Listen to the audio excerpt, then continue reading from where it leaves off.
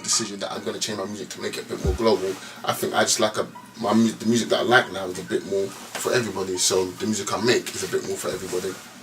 And like, based on all of that, do you feel like the actual UK urban scene or rap scene has developed and come a long way, or do you think it's been stagnated and stayed at the same point for a long time? What do you think about it? I think it came a long way. The likes of, sorry to keep mentioning Gig, but he's like my power, and I saw the transition.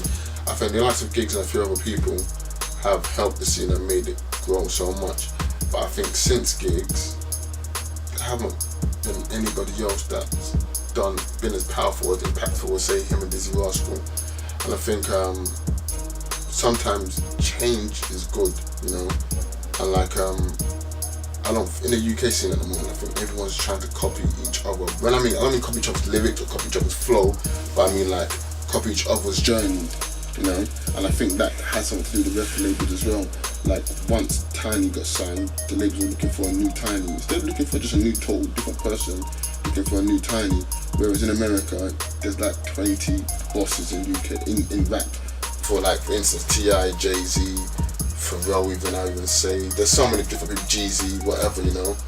But in England, there can only be one person at the top, and that's what kind of stagnates the UK scene, because everybody has to wait their turn for one place rather than everybody can be their own self and do their own thing. So we're kind of sometimes pushed into being like each other because, well, it's sold to us that we only have one place to film. And do you feel like there's like more avenues than there was when you started, or like because in the beginning there weren't the websites, there weren't no radio DJs that would support you? Like, do you feel like there's more people that are helping your journey go further? Like, it's a strange one. I think there's more people out there to help the journey of an artist, a rapper. But I think, honestly, believe you have to create your own journey. You have to make people want to help you. You know, this whole game is such a horrible thing, but everyone's arse lickers and everybody wants to be in with the hype. So if you don't create your own hype or create something that people are interested in, the blogs, the radio, DJs, they're not really going to help you unless they're your friend. You know? So I think you kind of got to create your own hype for people to want to get involved. Create your own name, create your own buzz, and then people will get involved. I'm telling you from now, because I've been there, as soon as it starts to slow down, people start calling you and people start asking you for tracks, and people start pretending they don't know you as well as they did.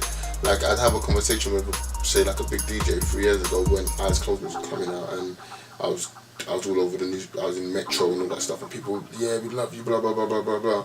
And you bump into that same person when I took my little 18 months out, and they were just like a nod, hello. Like, we had like an hour conversation talking about music and how big of a fan and supporter you are of mine, you know. So people change, and it's all about the hype you have, and you can't forget that. And like, so in terms of the UK rap thing, like obviously, I don't know, obviously yesterday Pac-Man's thing came out. Like, could we still hear you on those kind of tracks, like with UK rappers that are in the kind of rap thing more? Do you know, that's a good question. To be honest with you, I'm not really on working with anybody. I'm still trying. I've still found my sound, I'll say, but I'm still trying to create and work and create my own lane. And I think collaborating with anybody kind of deflects that, and then people that are watching you now, it may confuse them of what you're trying to do, you know. So I think I'm confident that everybody knows where I'm going and what I'm doing now, then I can start doing collaboration with anybody else, you know, whether it be rap or be punk or be whatever else. But at the moment, I'm still working on solidifying where I'm going. And are you still independent or are you signed? I'm independent, I'm still independent. So with this new EP now, obviously I saw that it was coming through a record label. Like, talk to us about that situation and what that was. That's basically, it's an independent deal where they basically put that EP out. So they heard the EP, they liked it, they wanted to help and support it. So then they signed it over, and they own half of the masters, and they pushed it for me, basically. And like, so yeah, obviously, like I said before, the sound of it's completely different. Like straight away from the first track, which is Over, and like, how did you find that sound? And like, because obviously the content of it is still Fem Fel, but the style of it is like, you could have heard it in a jazz club or something. I'll tell you how that came about, to be honest with you. Like, when I'm a man that listens to criticism, and I definitely listen to criticism, maybe, no, not too much actually, but I listen to criticism. And coming up after all the years rapping and doing freestyles and that, my only criticism has ever been that Fem's sick, his lyrics are sick, but his clarity is, sometimes you can't hear what he's saying. Everybody, I know that myself, because I hear my stuff and I love it, but sometimes I think, damn, I should have been a bit clearer with that. And that's because I've got a real like hokey voice, and I learned that when I'm kind of rapping fast and kind of being a bit animated, it kind of gets all clustered. So I thought, you know, I'm tired of everyone saying I'm one of the best, but they can't hear what I'm saying all the time. It pisses me off, you know what I mean? So I thought, you know, I'm gonna kind of slow things down, calm myself down a bit, and see if I can deliver what I'm delivering, but in a better, cleaner format. And I did, and that's how it started. And I did it once, and I was like, wow, it sounds bad, because you can hear what I'm saying. I'm doing the same thing, but now you can hear me totally, you know. And it's more like how I am. I'm a calm person. I'm not an animated, loud person, so I don't know why I was jumping on tracks, shouting and thinking the only way to be heard is to shout on tracks. And I think that's how it all started, and that's why I calmed down. And then with production wise, I think I kept just hearing everybody, including myself, jumping on tracks that was just like it could have been a Rick Ross track or a Meek Mill's track, and I'm thinking, why am I jumping this? I don't even like it. Like, this is not the only thing I can do. So what I started doing is trying to produce myself, which is hard because I don't have to play anything. So I make sounds, record sounds just through vocally and record them and whatnot, then take them to a studio and play my sounds I've made vocally to a studio and get them to turn it into an actual track. And it turned out that that's my production style. So what you've heard is my production style, you know, and I've given it to people and they've kind of produced it for me. And yeah, and that's how the sound kind of came about. Yeah, because it was funny for me, like I was saying to you earlier, like that, like I heard Over and I heard all the rest of the tunes, and that, but like for example on Over, I got to the end and then I heard Splurge Boys' trademark name, and I was pretty confused because obviously like the main Splurge was a heavy bass, like like a bait Splurge tune was G Fresh's one of the tunes on G Fresh's last. Or even my Frigid track. Yeah, yeah, exactly. So like it's all 808 kind of heavy stuff. So I was like, bro, like that was Splurge. Yeah. That, you know, I was proper, and I was happy. But I think what I do is, so when I go into the studio, first thing I say, you know, we're gonna do something totally fresh. We're not gonna do anything that's typical of me with you. We're gonna do something fresh. And like I think with that, with Over, like I came in with a recording of just bum bum bum bum bum bum bum bum, and I played that to him. He was like, okay, cool. He's like, okay, let me add my bits to it. And then they were adding their bits to it, and it was just wicked. And then we overproduced it, and then took so much back out of it because it was too produced, you know. And like me personally, the music I like is the most simple kind of production, you know. So I think when I'm putting stuff out, that's what I kind of work best with. And do you feel like, what was your mind state like while you was making it? Did you go in there with the song written already, or? With that Over track, I think, no, I wrote that on the spot. And then me and the Splurge, one of those guys from Splurge, we wrote the chorus together. And like, what was the mind state of this whole EP? Like, what brought you to make that style? Like, it's mad. The mixtape is called the mixtape. Look at me. The EP is called Left of Center, right? But it's actually not. The actual EP is just basically an arrow. The name of the EP is like an arrow in a circle, which means left of center. That's why it's on the cover, the butterfly moving away. And basically it's me walking away or pushing myself away from the mainstream, which is at the center, and walking to the side and kind of doing my own thing on my own, you know. And like that's basically the ethos of the whole EP. That's just me doing me, you know, away from what's typical, what's in the center. And you feel like it is like the best of both worlds. Like you got the sound is you, like I said. The sound is unique, but I'm talking me stuff. I'm still being me. Yeah, I think the best of both worlds. It's honestly, by far, I can listen to it straight away and tell you it's my best piece of work I've ever done by far. And okay, so like I saw some tweets you saying something about this is for my mum, or as long as my mum buys it, then I'm cool, or something like that. Like, is that the case for real? No. I was joking about that, but yeah, I'm totally happy. You see, if it done nothing, I've always said, yeah, it's best to do something. I'd rather fail doing something I love than be successful doing something I hate. So say for instance, I made a track, I made an EP, and it's loads of hardcore, bassy, Rick Ross kind of beats, Meat Mill kind of stuff, and I'm talking about balling and this and that and this and that, and it done really well, yeah. When I go home, I'll be peed off with myself because I don't like it. You know what I mean? It's like, I'll be upset, I feel like I failed because financially or whatever, even if I get a deal for it, I'll be cool. But really and truly, it's like, I don't like this, you know what I mean? I can't listen to my own music. Do you feel that kind of style of music is gonna last? I don't know. I think music goes on. I think it's weird with music, right? I think there's a main road, right, where everyone drives down, and that's all the Rick Ross, Meat Mill, the people in England, everyone, that kind of sound. And then you get people that branch off and do their own thing. Like I'd even say, for instance, Sway, you know what I mean? Style OG. They're kind of going in their own roots and just doing their own thing. Ghost Poet, myself. And I think there's some people, when you go on your own route, then it can last forever. But that road there, it fades. You know, because there's so many people doing it, people get tired of the sound and looking for something new. So someone's always looking for something like a new big sound that everyone's gonna want it. Look at that. Skepta said it the best on that freestyle. The Ace Hood flow. You know what I mean? It's like it just sounds the same, and it's tiring. And do you feel like that's a lot of the reason why, like, we're not getting a lot of mainstream support for the urban music? Yeah, I think we're not getting a lot of mainstream support because that sound's not our sound. It's American. Like UK music is like it's not UK music, but UK sounds kind of jazzy, drum and bassy, garagey. You know what I mean? All that kind of stuff. My body's rambling, and because of that, I think that's the sound we kind of need to adopt and kind of make hard because we've got Europe, you know, and London is like the best city in Europe, I would say, you know, and we can use Europe. And since I've got this EP out saying that, like Noisy in France, everyone else has been blogging about and talking about it because it's like a European sound. You know what I mean? Understand? Whereas we're trying to do American stuff, I don't think that doesn't have any longevity yet. You know, that's why hence the people like Disclosure, who just brought back UK Garage, are killing it everywhere. Do you know what I mean? Do you feel like for urban music, like for example, look, Choice FM is now changing over to Capital Extra.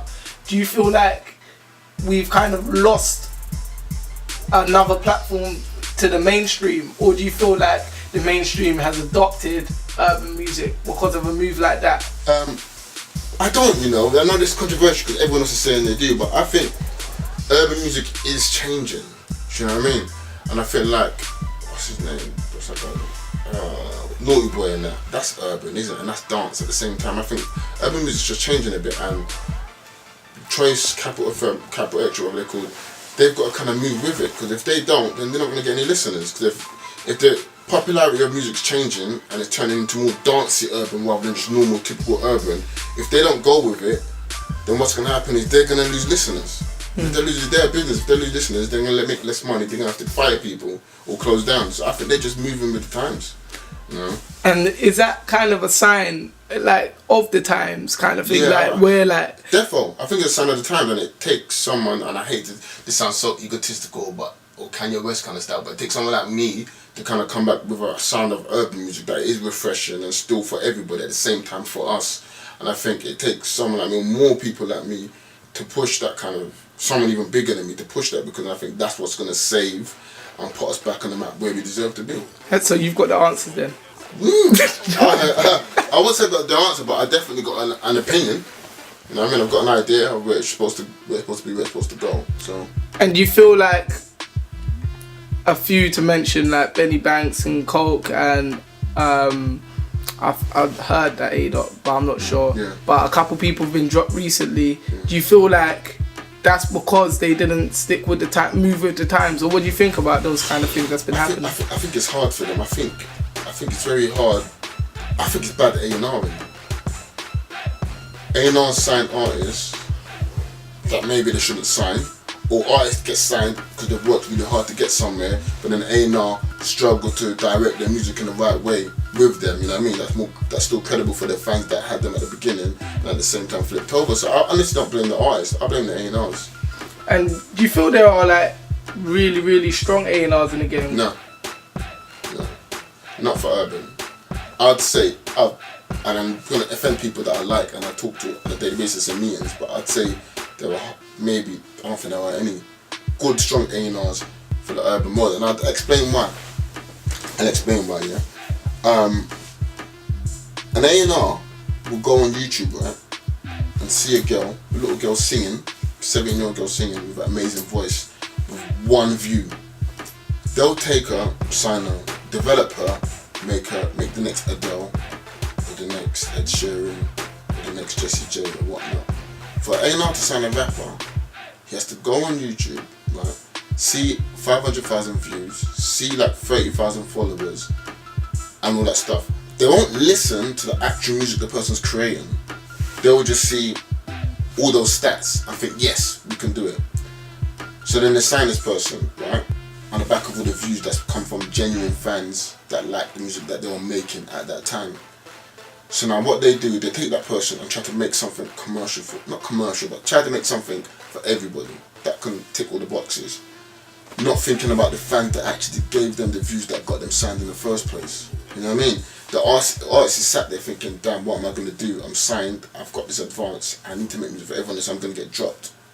But the A&R are pushing me in the right direction. I don't believe there's good A&Rs.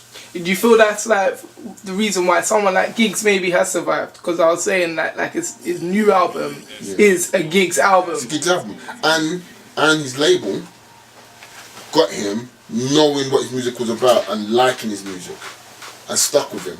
Do you know what I mean? And do you feel that's only because I'm sure it was that independent label? XL. Yeah, XL are they're like an independent, they are an independent label, but there's got much money as majors. They have Adele, they have Tyler the Creator, they have the XX, they have Subtract, they have like the best artists in the world. So do you think that for our game to move, then we need better A&R in the... Therefore, better A&R. We need definitely better A&R. And I'd say that. I say that to A&Rs myself when I have meetings with them. Wow. You need it, because if you don't, it's going to be the same thing. And what is their actual job? I don't know. I know it stands for artist repertoire, but I think it's getting an artist. It's like a second manager that kind of liaises with the label, sorts out the music, listens to the music, gets it intact, gives them direction as well as a manager would do, you know, and get them basically ready for the world. And like for you, do you have like a big team of people that are involved? I have a manager and a co-manager, and that's it, and myself, and I'm the third manager because I'm hands-on on everything. Okay. So you kind of A&R your own self, so you make sure whatever music you put out is the best of that music, basically. Yeah, definitely.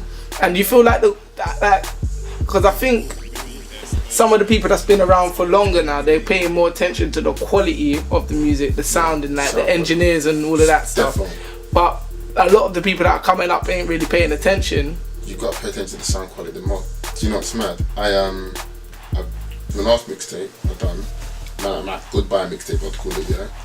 The problem we had there was I rushed it. I wrote it in like a week or 2 weeks, right? That could just show the mindset I just wanted to get it done and move on with it. And the sound quality was poor. We didn't concentrate on the mixing properly, the mastering properly, and it kind of took away from a good mixtape and made it a kind of semi-average mixtape. You know what I mean? And that's because you need to concentrate on the quality. A lot of the American stuff we listen to, like French Montana, I can't stand French Montana's music. Well, some of it, but most of it I can't. But it all sounds good because the quality is wicked. The mix and the masters are so good that even if you're talking just average stuff, it just sounds bad. Do you know what I mean? So you gotta definitely concentrate on the music. There's two parts. There's the composing and there's the actual art thing, like the artist, the writing, the performance. And I think you gotta concentrate on both things equally. No point having really good lyrics. It's like having a really good kitchen in a shit house. You know what I mean? Or having a shit house with a really nice kitchen. You know what I mean? You kind of have, when it matches, it works well. It's worth more. You know, and I think that's what you got to do. You got to concentrate on both. Be as good as possible production. But I'm telling you, a good mix makes a 7 out of 10 track into a 9 out of 10 track. But do you believe that, in terms of mixtapes or free mixtapes? Yeah, everything. Yeah? Everything, yeah, of course. Why not? Why put something out? I've done this, that's why I'm talking, because I've done it myself. Why put something out there that's that sounds half-hearted, but that you know can be better by doing something. Do you know what I mean?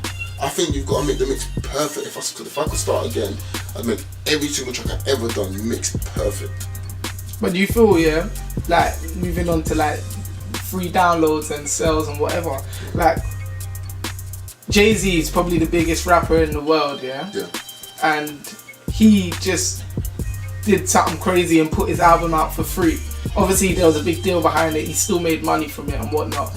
And whatnot, but a lot of artists in this country, like, they're torn between whether they should put their music out for free or they should sell it. Like, what do you think is the best strategy? Do you know what that is? People don't sell their music because they're scared no one's going to buy it. That's the only reason. Why would you not put your music out if you think someone's going to buy it? So all these artists are like, yeah, I just dashed that out for free download because, you know, it's quick. No, you're lying. It's because you were scared people weren't going to buy it. But if you're brave like Blade was and you put it out for sale, Blade made probably, I'm assuming, I know actually, he made good money from that, his mixtape. Make good quality, produce, mix it well, put it out there, sell it. What if you sell 200 and the rest of them are bootlegged? Because if you really check it, once you put it out there for sale, people that are going to buy it will buy it. It's going to be downloaded free anyway after by the people that were going to download it for free if you pull it out for a free download. So, you know what I mean? So either way, you might as well just pull it out for sale. I honestly believe pull it out for sale. If you believe your music worth money, worth buying, then pull it out for sale. Have confidence in yourself. Unless it's honestly a quick thing where you've got something for sale coming out but you want to give something free first to your fans, then cool. You know what I mean? But if it's something you've worked on for like a year, why are you going to give it out for free? And lastly, like, basically I was just going to ask, where would you rank yourself in terms of the rappers out there? And do you put yourself in the same category? It's, you know, okay, I don't put myself in the same category anymore. I honestly think that I'm more of, this sounds so cool, but more of an artist as in writer, producer, half singer as well. I'm not singing properly, but you know what I mean? Vocalist, whatever. So I won't put myself in one. But as a rapper, out and out rapper, when I was in my prime as a rapper, I put myself therefore in the top 10, 100%. And you? I put myself higher, but I don't want to, you know what I mean? I want to be a bit humble, but yeah, therefore. There's not an artist, sorry to go on, but there's not an artist out there that'll jump on the track with me knowing that, yeah, I'm going to finish Fem. Not one artist in the UK. And do you feel like something like Krypton Conan getting signed is a good thing for you? Very. That's the best thing that's happened in the urban scene in the last year. Why do you say that? Because they rap, they're good rappers, they're hard workers, they built a strong, solid fan base independently, then got a deal. And you feel like they will be able to make that transition into like the commercial world? I think they will, but I don't think they have to, because if you look at their shows and their fans, right, their fans are actually commercial fans. If you check it, you know what I mean? They're actually commercial fans listening to Captain Conan. So I don't really think they have to do that. You know, I think those fans will just stick by them anyway, and it will grow and expand. Okay, cool. So yeah, lastly, back onto the project because I don't want to ramble on. Yeah, but just tell us where we can get it from and. The EP is called Left of Center, and you can Left of Center. I was covering my mouth, sorry. And get on iTunes, Amazon, all good retailers. Don't mean to discriminate anyone else that's selling it, but I can't remember them. But yeah. And last thing, are you putting out any more videos? Well, I mean, I'm debating with my management at the moment if I'm gonna put another video out. Don't forget, Massive is out there now. Actually, Massive's big video that's there, and maybe I'm not 100% sure yet. No. Any final words? No, it's cool. Good. Thank you for listening and having me here.